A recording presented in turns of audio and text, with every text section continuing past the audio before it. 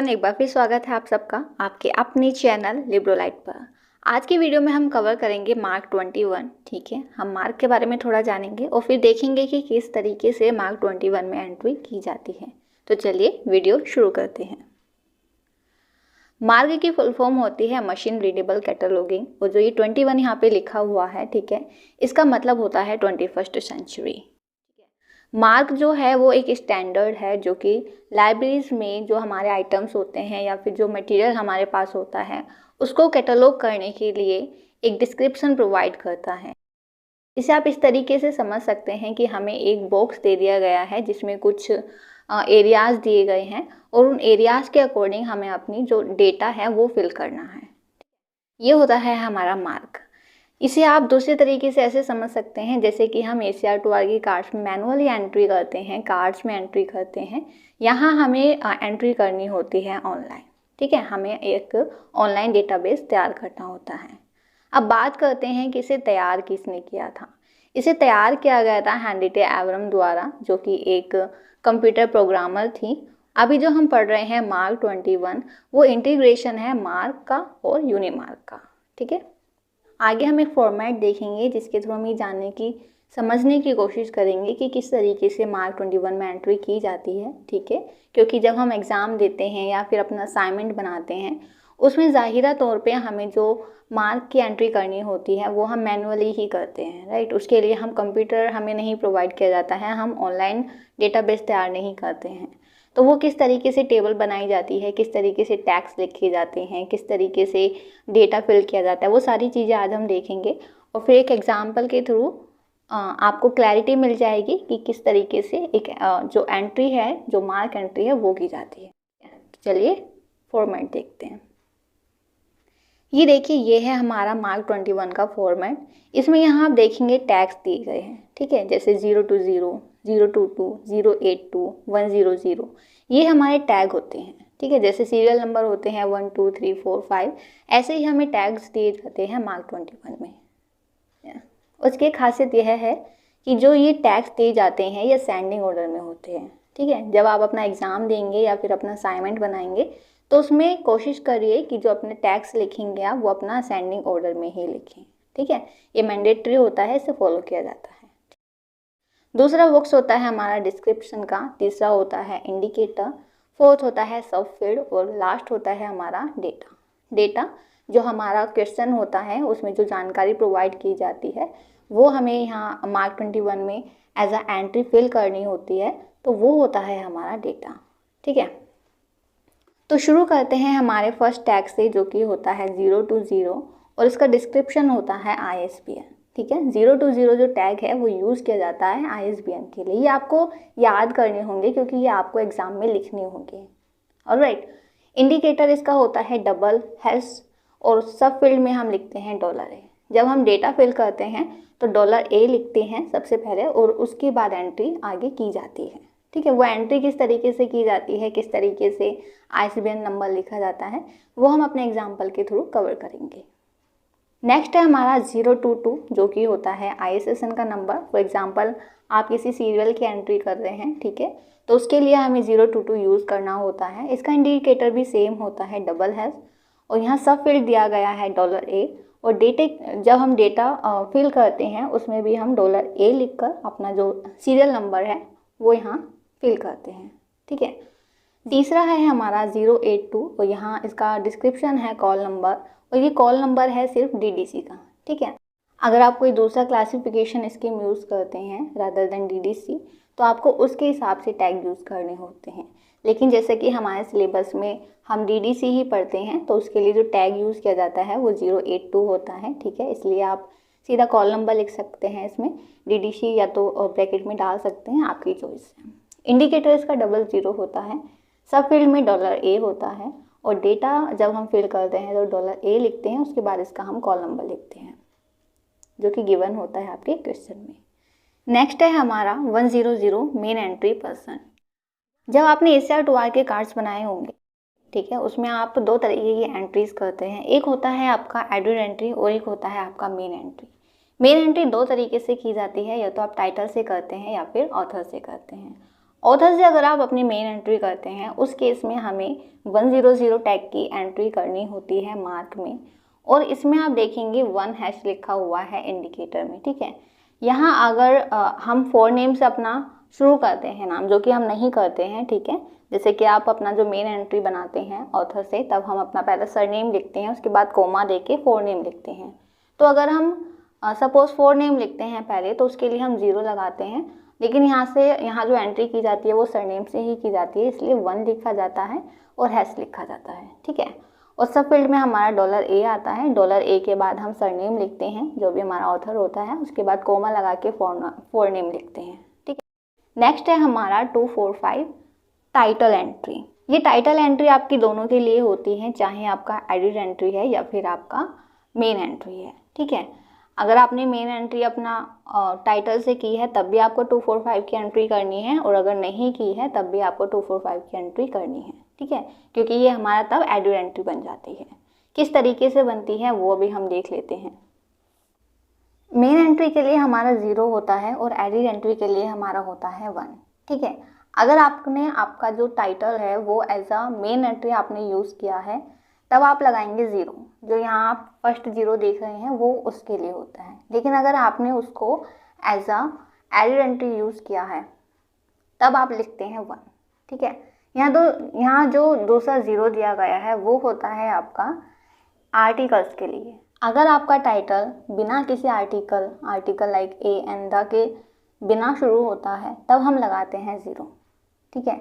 लेकिन अगर उसके साथ शुरू होता है, ठीक है, अगर हमें ए दिया गया है, हमारा जो टाइटल है वो ए से शुरू होता है, तब हम लगाते हैं 2। अगर हमें आर्टिकल में एन दिया है तब हम लगाते हैं 3। अगर हमारे आर्टिकल में द दिया है तब हम लगाते हैं 4। इसका जो सब फील्ड होता है वो $A, $B और $C होता है। $A होता है टाइटल के लिए, $B होता है सब टाइटल के लिए, और $C होता है हमारा स्टेटमेंट ऑफ रिस्पॉन्सिबिलिटी के लिए, ठीक है।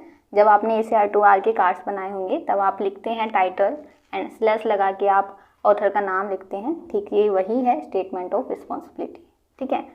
250 होता है हमारा एडिशन। अगर कोई आपका टाइटल दिया गया है, कोई क्वेश्चन दिया है, उसमें एडिशन दिया है, तो इंडिकेटर में हम डबल हैश लगाएंगे, सब फील्ड में $A लिखेंगे, और डेटा जब हम फिल करेंगे तो $A लिखकर हमारा जो एडिशन है वो हम लिखेंगे, ठीक है।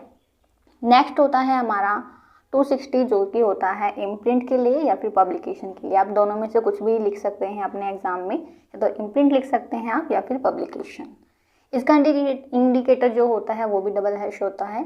सब फील्ड में हम यूज़ करते हैं $A, $B और $C, ठीक है। $A जो होता है वो प्लेस के लिए यूज़ किया जाता है, उसके बाद हम कॉलन यूज़ करते हैं। $B पब्लिशर के लिए होता है, देन हम कॉमा यूज़ करते हैं। $C हमारा ईयर के लिए होता है, उसके बाद हमारा जो एक एरिया है वो ख़त्म हो जाता है, फिनिश हो जाता है, कंप्लीट हो जाता है, तब हम फुल स्टॉप यूज़ करेंगे, ठीक है। ठीक वैसे ही जैसे हम ACR2R के कार्ड्स में करते हैं। 30 होता है या 300 होता है आपका फिजिकल डिस्क्रिप्शन। इसमें भी आपका जो इंडिकेटर है वो सेम है, डबल हैश। सब फील्ड होता है आपका $A, $B, $C। $A होता है आपका प्री और मेन पेजेस के लिए। उसके बाद हम कॉलन लगाते हैं, इलिस्ट्रेशन देते हैं। इलिस्ट्रेशन में अगर सपोज हमारे पास बताया गया है कि जो हमारा मटेरियल है वो किस तरीके का है, वो मैप है, CD है या कुछ और है, तो उसके लिए इलिस्ट्रेशन हम यूज़ करते हैं। अगर वो नहीं दिया गया है तब हम उसको नहीं लिखेंगे, ठीक है। और उसके बाद हमारा सेमीकोलन लगा के साइज होता है। तो ये हुए हमारे कुछ टैग्स और उनकी एंट्री। थोड़े से टैग्स और हैं, उनकी एंट्री हम देख लेते हैं। नेक्स्ट टैग है हमारा 500, जो कि नोट एरिया के लिए होता है। आपने देखा होगा कुछ क्वेश्चंस हमारे पास होते हैं, खासकर सीरियल वाले क्वेश्चंस में हमें दिया जाता है कि हमारे पास जो वॉल्यूम्स हैं, ठीक है, वो 1 से लेके 5 तक हैं, लेकिन बाकी के नहीं है या मिसिंग है। इस तरीके की स्टेटमेंट्स हमें दिखाई देती है। या फिर किसी बुक का नाम चेंज हो गया है, अब वो किसी और नाम से पब्लिश की जाती है, तो वो सारी चीज़ें नोट एरिया में आती है। तो उसके लिए हम ये एंट्री करते हैं अगर हमारे क्वेश्चन में गिवन है तो, ठीक है। उसके लिए इंडिकेटर सेम होता है, डबल हैश। सब फील्ड $A होता है। डेटा हम फिल करते हैं $A के साथ। 505 होता है फॉर्मेटेड कंटेंट्स के लिए, जिसका इंडिकेटर सब फील्ड और डेटा हमें इसी तरीके से लिखना होगा नेक्स्ट है हमारा 650 जो कि हम सब्जेक्ट हेडिंग के लिए यूज़ करते हैं, ठीक है। इसका जो इंडिकेटर होता है वो #7 होता है, $A इसका सब फील्ड होता है और $A के साथ ही इसका जो डेटा होता है वो फिल किया जाता है। और सब्जेक्ट हेडिंग शायद आपको याद होगा, SR2R के कार्ड जो हम बनाते हैं उसमें एक सब्जेक्ट हेडिंग का कार्ड हम हमेशा बनाते हैं, ठीक है। 700 होता है एडिडेंट्री पर्सन। इसका मतलब कि फॉर एग्जांपल आपका जो क्वेश्चन दिया गया है, ठीक है, उसमें एक से ज़्यादा ऑथर हैं, 2 हैं या फिर 3 हैं, ठीक है। उस केस में क्या होगा कि हमारा जो एक फर्स्ट ऑथर होता है उसका हम मेन एंट्री बनाते हैं और बाकी 2 की हम एडिड एंट्री बनाते हैं। तो वो जो एडिड एंट्री पर्सन है वो उसी के लिए यूज़ किया जाता है, उन दोनों ऑथर के लिए। और उसके लिए आपको 2 बार 700 की एंट्री करनी होती है, ठीक है, क्योंकि हमारे पास 2 एक्स्ट्रा ऑथर हैं। अगर आपने टाइटल से बनाया है उस केस में भी हमें एडिड एंट्री बनानी होती है, जितने ऑथर हैं उतनी ही हमें एंट्री ये रिपीट करनी होती है और हमारा जो ऑथर का नाम है वो चेंज हो जाता है। यहाँ भी जो हमारा इंडिकेटर होता है वो 1# होता है, ठीक उसी तरीके से सरनेम और फोरनेम के फॉर्मेट में हम चीज़ों को लिखते हैं।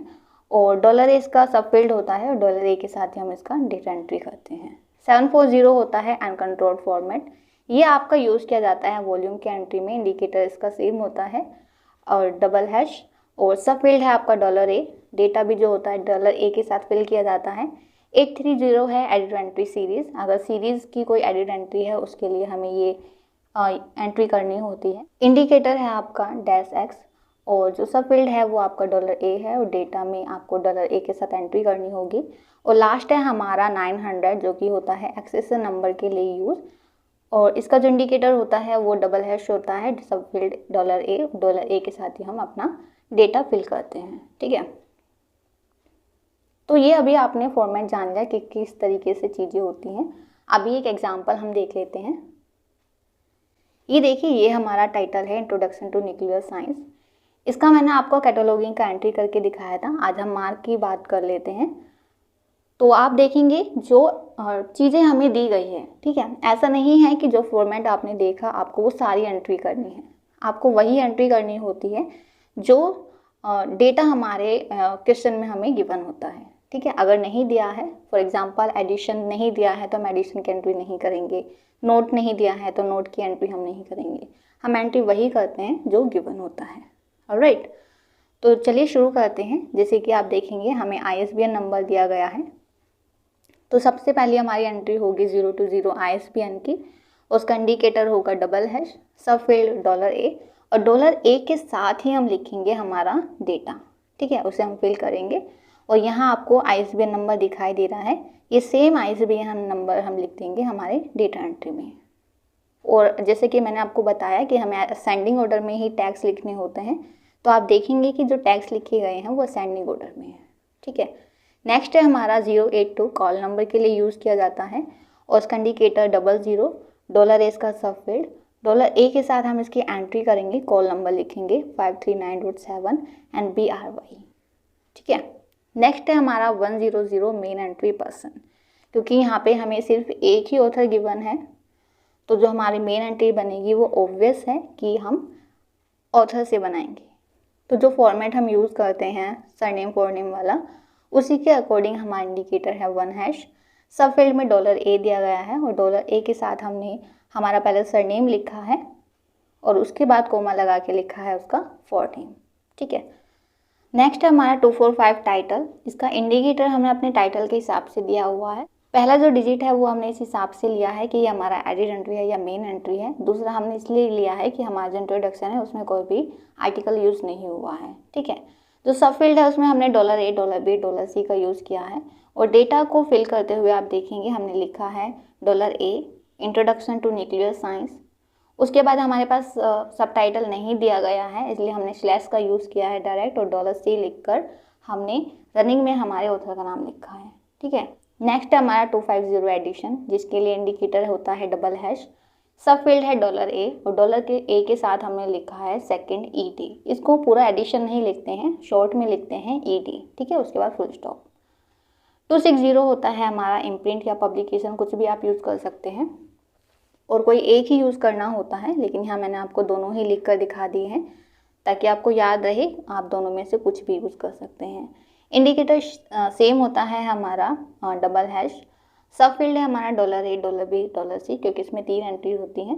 पहला है हमारा $A, प्लेस हमें दिया गया है। उसके बाद हम कॉलन लगा के $B की एंट्री करेंगे जो कि हमारा पब्लिशर होता है, और उसके बाद कॉमा लगा के हम करते हैं $C के साथ हमारा ईयर की एंट्री।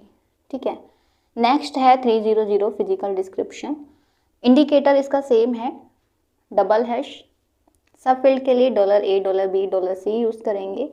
$A में आप देखेंगे pre pages comma main pages हमने लिखे हैं।